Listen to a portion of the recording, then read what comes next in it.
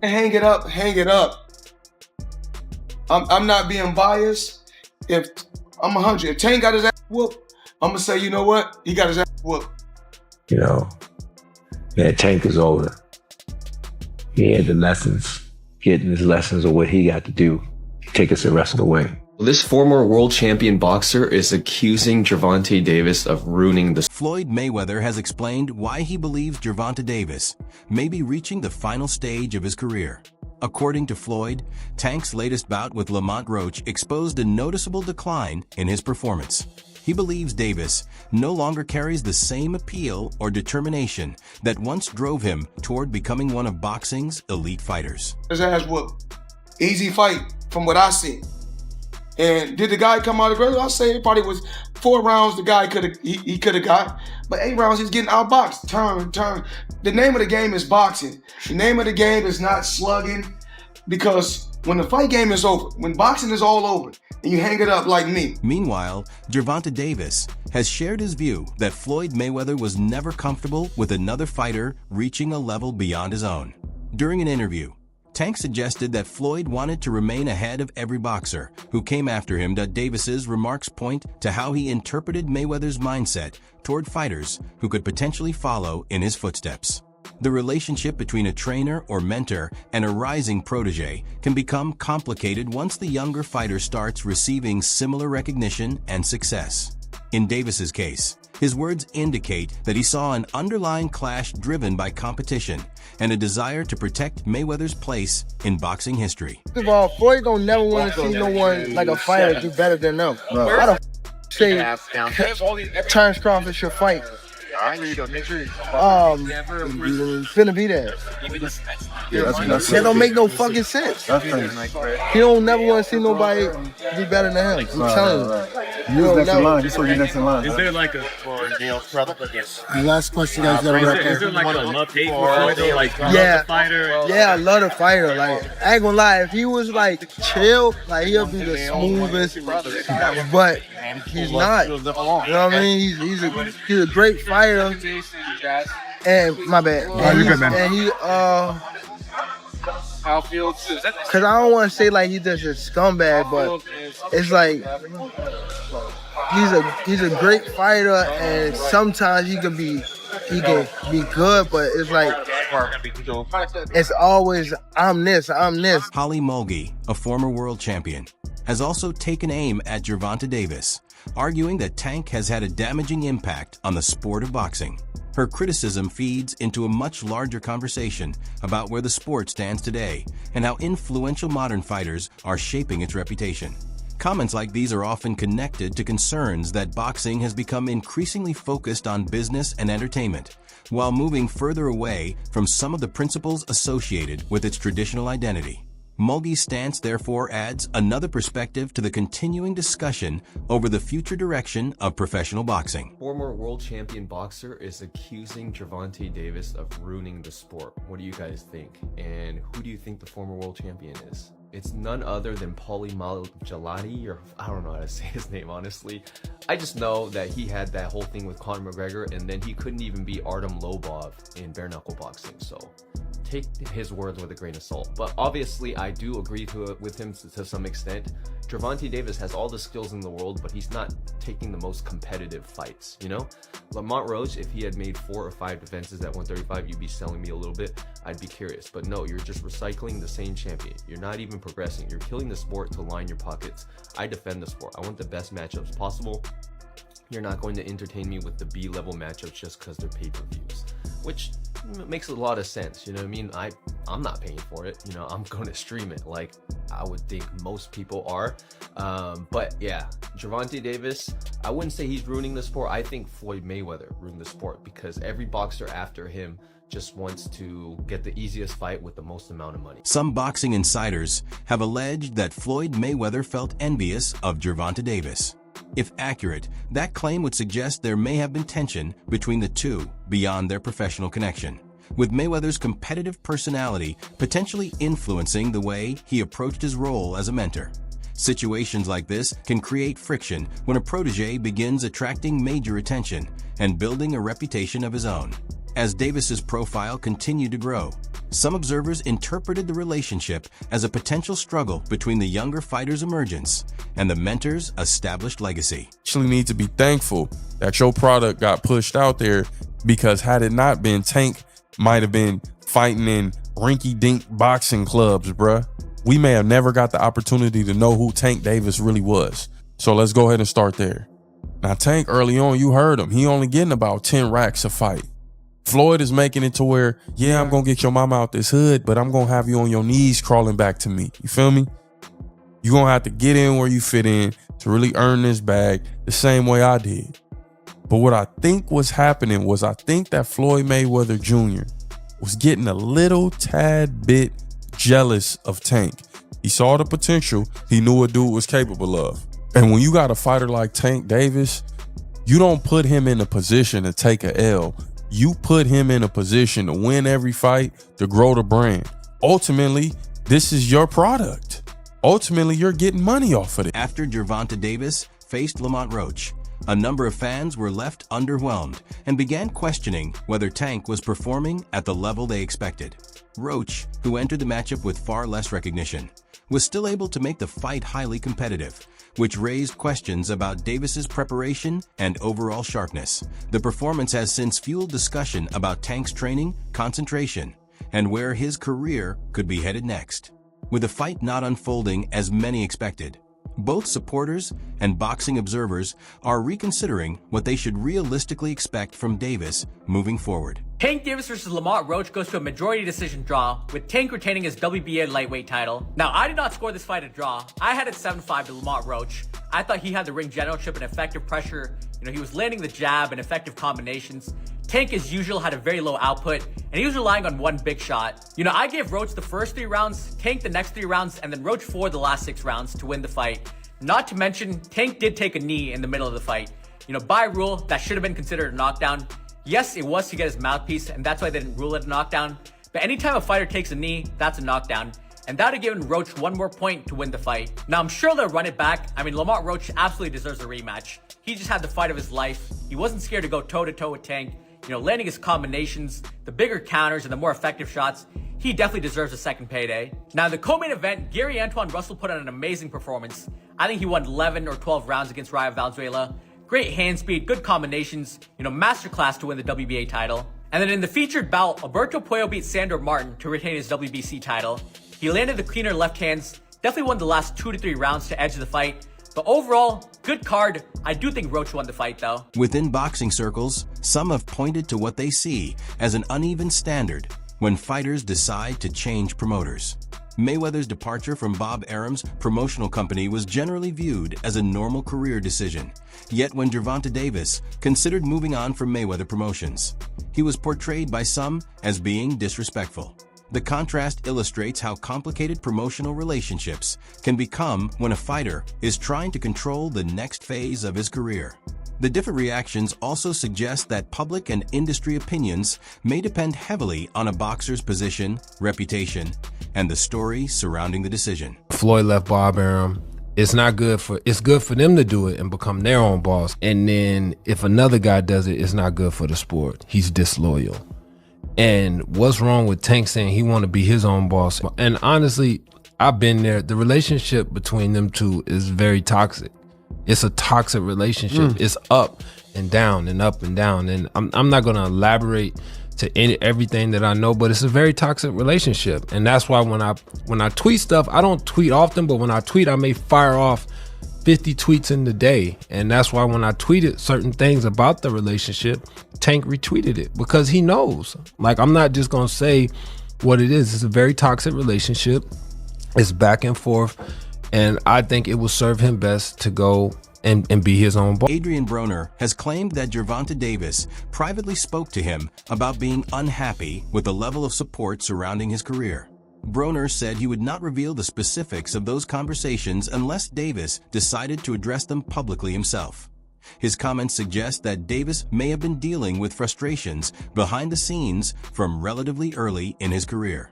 When a fighter feels unsupported, that dissatisfaction can potentially affect both performance and mindset, highlighting how important a strong and reliable team can be throughout a professional athlete's career.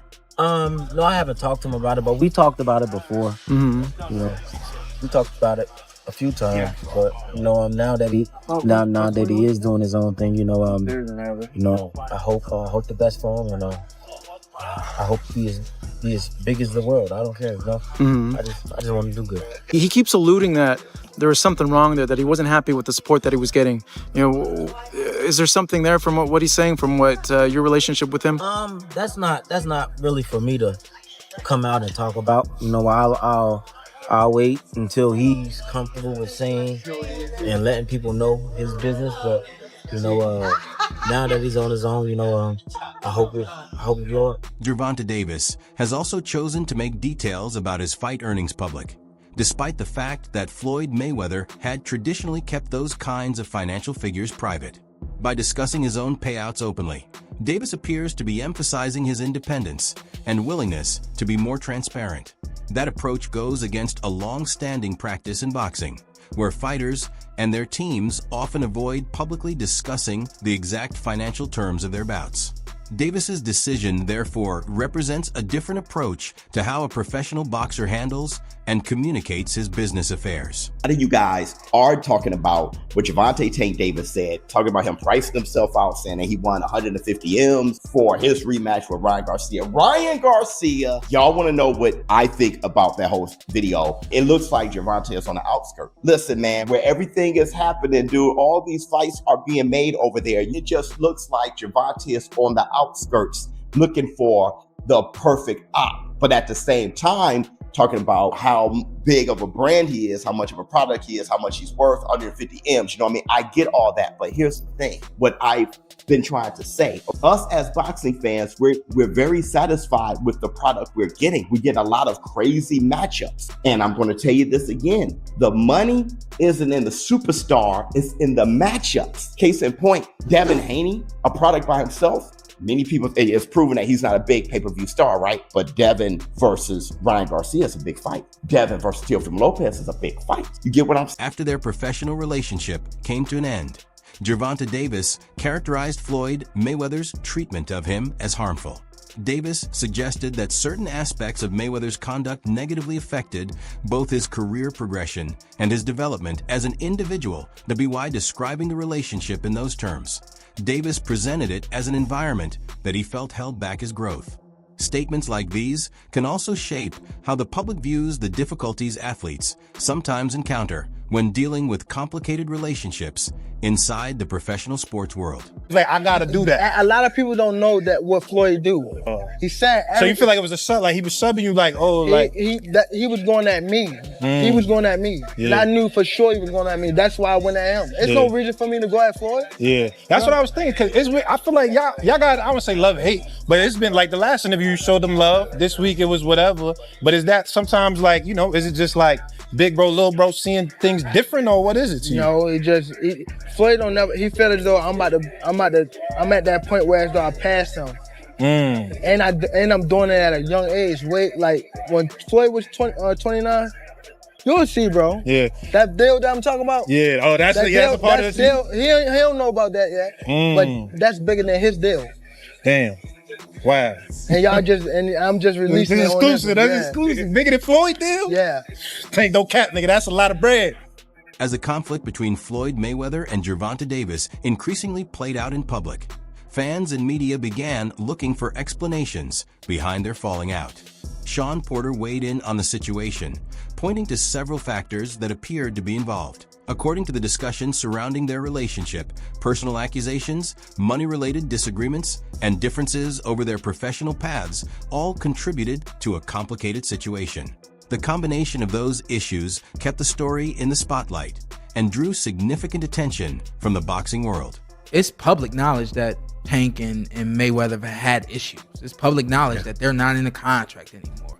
And it's public knowledge that Tank has moved on and is trying to, for the sake of words, separate himself from the umbrella of being under Mayweather. But Mayweather was there. Mayweather was there. Why wasn't? No. It wasn't because you wasn't trying to take away from a moment. It was because you weren't sure what that moment was going to look like. Some boxing analysts have questioned the level of opposition Gervonta Davis has faced throughout his career. They have suggested that his promotional team may have chosen matchups that were more favorable to him, rather than consistently putting him against the most difficult available competition. Critics believe that this strategy could reduce Davis's opportunities to test himself against elite-level opponents and potentially slow his progression. In their view, regularly competing against stronger challengers is an important part of developing as a fighter and establishing greater credibility in the sport. Gervonta "Tank" Davis is one of the most overrated fighters in the sport of boxing right now, and not because of his skills, but because of his resume, and resume does matter. In my opinion, he's a victim of what I call Terrence Crawford syndrome, where you have a really bad promoter who only wants you to fight in promotion fighters who you know that they can 100% beat. If Tank Davis wants to be great, he's going to have to fight one of the other champions in the two divisions that he fights in, 135 pounds and 140 pounds. I'm going to list off all the champions in those divisions and tell you if I think he can beat them or not. So first we got the only other full champion in 135 pounds, Shakur Stevenson. If they fought, I think Tank has a good chance of maybe knocking him out in the later rounds, but if I had to bet my house on it, I would say Shakur Stevenson would beat him in a close decision, and it would end up probably being a boring fight. But I think Shakur has the skills to beat Tank Davis over a long 12-round fight. Now we have Subriel Matias, who's a scary Terminator-like fighter who gives up the early rounds to come on later and drown you in the later rounds. But he's very stiff and he doesn't have very good footwork at all. I think Tank Davis will probably, box his face off for most of the 12 rounds. There might be some trouble in the late rounds, but if Tank can stay out of trouble, I think this is one of the few champions that he would beat, but I don't think he would fight him. Coach Calvin Ford has been a central figure throughout Gervonta Davis's rise in boxing, working with him as both a trainer and mentor from the early stages of his career. His steady involvement has played a major role in developing Davis into the accomplished fighter he has become. Ford's contribution goes beyond teaching boxing techniques. His guidance has also involved building discipline, improving Davis's approach to strategy, and strengthening the mental toughness required to compete at a high level. As well as your boxing progress, who you have been invested with from the outset. Tank has been with Coach Calvin Ford since he was, I think 8 or 9, which is crazy. And the relationship that those two have is an enormous factor. Tank trusts Coach Calvin to give him the right advice, and that has been proven to be a good position, a good place to put your trust, because as of yet, he hasn't given any bad advice. He's very calm in the corner. He knows when to tell Tank to turn it up. He gives him understandable advice, and he gives him very simple advice in the corner. Calvin Ford has reflected on the path he and Gervonta Davis traveled together, describing their journey as an intense one while suggesting that chapter has now reached its conclusion. His remarks give the impression that their professional relationship has entered a different phase and that Davis may be moving in another direction. Changes like this are not unusual in professional sports, where shifts in careers and circumstances can eventually lead athletes and mentors to adjust their roles or pursue different paths. My journey's crazy. That's why I said this, yo, you can't write this, man. You cannot write this. My experience being gone and all the stuff that I went through preparing me for where I'm at today. Man, Tank is older. He had the lessons, getting his lessons of what he got to do, take us the rest of the way. And this is his take us the rest of the way fight.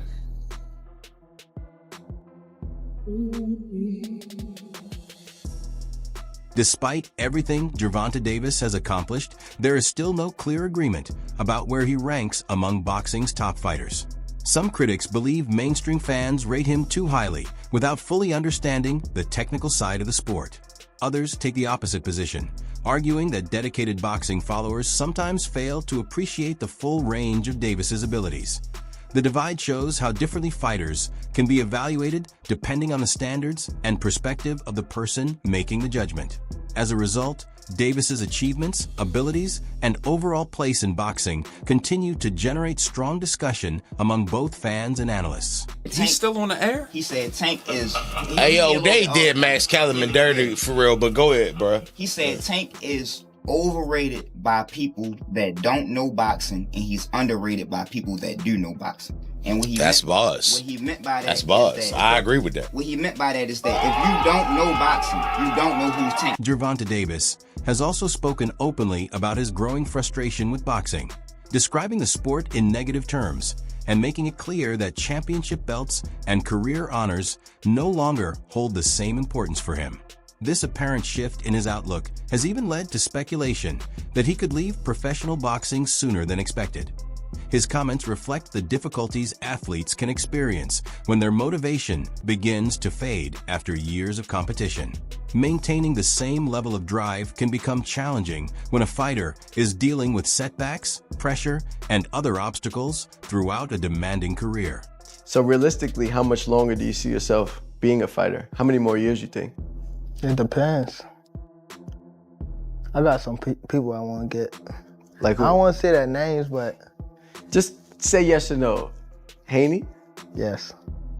Lomachenko? Yes. Teofimo? Yes. Not really so much Teofimo. Not so much. Nah. How come? Cause it's like, I don't know. Just he ain't really like.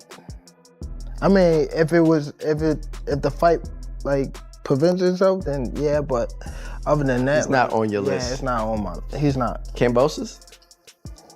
No. Is there anyone I'm missing, or is that it? Yeah, but I don't want to say his name. Shakur? Yeah. That's another one. Even at a relatively early point in his career, Gervonta Davis has acknowledged that personal well-being can sometimes take priority over competition. He has recognized the value of taking a step away from boxing if necessary, even if that means distancing himself from a sport that once meant so much to him. His willingness to discuss these challenges reflects a broader shift among athletes toward giving greater attention to mental well-being. By speaking openly about what he has experienced, Davis may also help reinforce the idea that athletes should take their health seriously and reach out for support when they need it. That's why I don't want to box no more. I want to do therapy, right? But I feel as though if I do therapy, it will lose the fire that I have inside me. I want everything out of me, West, though. I don't never think about fighting again. I don't think about even getting angry. You know what I mean? Because I have two daughters. I'm wanting to be much softer, you know what I mean? Be more humble and things like that. Shout out to Tank Davis saying that he's going to go to therapy because he wants to soften up for his daughters and he wants to let go of the anger. And yes, although maybe the anger served him in his boxing career, it's not currently serving him now at the moment being the father. So shout out for Tank Davis. That's a real man. A real man is willing to be gentle in a tough, cruel world, right? It doesn't take much for us to be angry in an angry world. It takes a lot of courage for us to soften up and shine our light, whereas we've been maybe in darkness our whole lives, or maybe our darkness got us to success, right? So like Tank Davis obviously became successful, put in the anger towards boxing, but now he's on this next level of life and stepping into his therapy era, which I love to see. So shout out to Tank Davis for stepping into your healing era. Let's go. And that brings us to the end of today's video. Thanks for watching, and make sure to come back for the next one. Until then, take care.